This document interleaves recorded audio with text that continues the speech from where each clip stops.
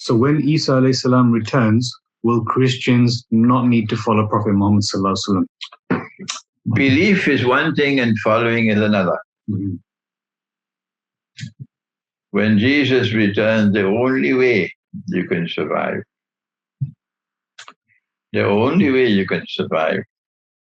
is if in addition to other things you believe that this Qur'an is the word of the one God, and therefore that Muhammad, Allah's blessings be upon him, is a prophet of the one God.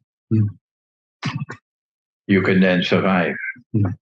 But does that mean that you are obliged, after believing that the Qur'an is the word of the one God, that you are now obliged to abandon Jesus, give him up, no longer follow Jesus and follow Muhammad?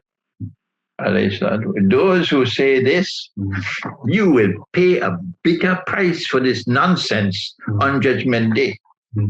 Because what you're saying is false.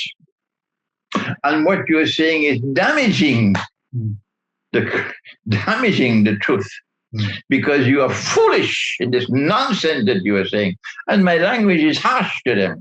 Tomorrow I'll be in my grave. Let me put it down in the record before I leave this world. I don't want to leave this world without leaving this record behind.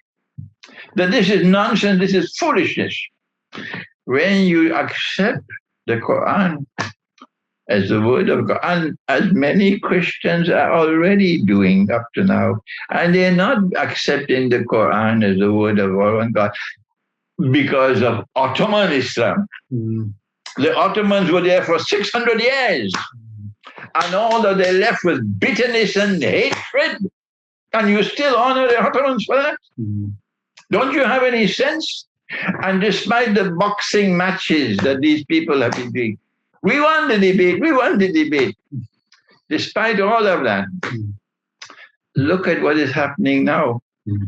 I am not boasting, because if you boast, Allah will take away your knowledge. To tell the critics to shut up, it is partly because of the work I have done in the Orthodox Christian world, different from Ottoman Islam, that there are Orthodox Christians who are now accepting the Qur'an to be the word of God.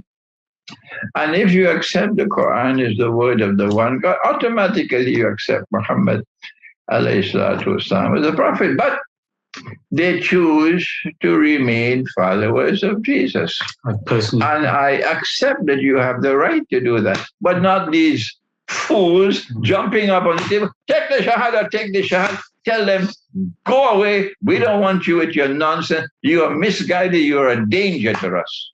I have personally heard of one story of one brother in Australia who's done the exact same as you said.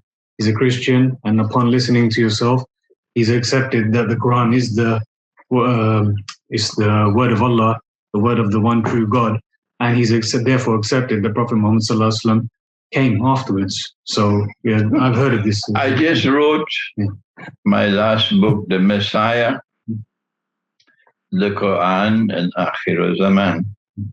We're having some problem with the cover design. That's why it's not yet released on the internet. But I turned to a Christian scholar of the gospel. And this man knows the Greek language. The man studied philosophy in the Sumbangan. He teaches the gospel. And he's a friend. I said, I want you to write the foreword for this book. And he wrote the foreword. He sent me an email. He said to me, and he's a Christian, and he's following Jesus. He said, I've come to the conclusion that Muhammad alayhi salatu wasalam is the greatest of all prophets. Subhanallah. Yes, this is what you read what he wrote in the foreword when the book is released. This is the gift that has come to me for the work I have done, and I'm not boasting. Not Ottoman Islam. Ottoman Islam left bitterness and hatred. Not those with their boxing matches defeating the Christians in debates. They have achieved nothing by that. This way of preaching the Quran is producing dividend, producing results which are pleasing to the Lord, pleasing to us, that the Christian people are drawing closer and closer to us. And while they're drawing closer and closer to us, those in the Balkans and Turkey are becoming very angry. Why are you coming close to us? Yes, I'm not laughing to show disgrace for them. I'm laughing with tears in my heart.